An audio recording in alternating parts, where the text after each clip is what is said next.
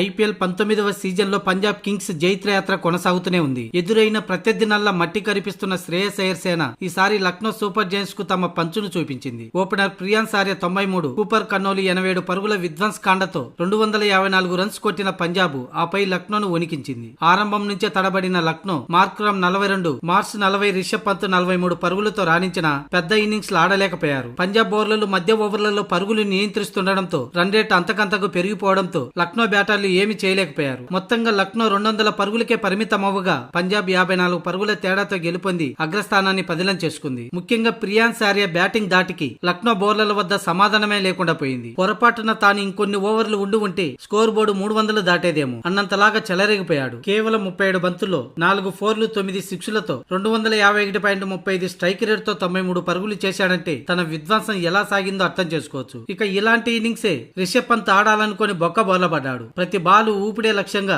గాల్లోకి బంతులు లేపుతూ వచ్చాడు. అయితే సింగిల్ హ్యాండ్ తో 2 6లు అలాగే మరో 2 6లు మొత్తం 4 6లతో 43 పరుగులు చేశాడు కానీ ఎక్కువసేపు క్రీజులో ఉండలేకపోయాడు. ఇక మ్యాచ్ అనంతరం తమ ఓటమిపై రిషబ్ పంత్ స్పందించాడు. ఈ సీజన్ లో పంజాబ్ అద్భుతంగా ఆడుతుంది. ఈ మ్యాచ్ ఓటమిని వీలైనంత త్వరగా మర్చిపోవాలి. ఇప్పటికే ఓ చేతికి గాయమైంది, అలాగే ఈ మ్యాచ్ లో మరో చేతికి గాయమైంది. కాబట్టి నా కోసం మళ్ళీ ఏదో ఒక గాయం కొత్తగా ఎదురు చూస్తూనే ఉందని టార్గెట్ ఛేదించే క్రమంలో మరి కాసేపు క్రీజ్ లో ఉండలేకపోయానని చూస్తే కొండంత టార్గెట్ ప్రతి బంతి కీలకం. అలా ఉద్దేశంతోనే భారీ షాట్లకు ప్రయత్నించి వికెట్లను కోల్పోయామని రిషబ్ పంత్ పేర్కొన్నాడు. ఈ రోజు తప్పు ఎక్కడ జరిగిందో చెప్పలేం. బౌలింగ్ లోనే కొంచెం గాడి తప్పినట్లుగా అనిపిస్తుంది. అయితే ప్రత్యర్థి బ్యాట్స్మెన్ ప్రియాన్స్ ఆర్య అతని ఫామ్ ముందు ఏ బౌలర్ అయినా ఆపడం కష్టమే. అలాంటి నాక్ ఆడడం టార్గెట్ కొన్నంతగా మారిపోయిందని, టార్గెట్ ను 230 లోపు కట్టడి చేసి ఉంటే గెలిచే అవకాశాలు ఉండేవని రిషబ్ పంత్ పేర్కొన్నాడు. అలాగే స్వేచ్ఛగా ఆడాలనే ఉద్దేశంతోనే ఆయుష్ బదోనీని ఓపెనర్ గా పంపించాం. అతనితో ఓపెనింగ్ చేయించాలని ముందు నుంచి అనుకున్నాం. ఇక ఈ రోజు మా ప్రత్యర్థి అత్యుత్తమ జట్టు. పంజాబ్ ఆడుతున్న తీరు చూస్తుంటే వారు ఆడుతున్న అత్యుత్తమ క్రికెట్ కు క్రెడిట్ ఇవ్వాల్సింది. ఇక ఈ పరాజయాలకు ముగింపు పలికి తదుపరి మ్యాచ్ లో గెలిపే లక్ష్యంగా బరిలోకి దిగుతామని రిషబ్ పంత్ పేర్కొన్నాడు.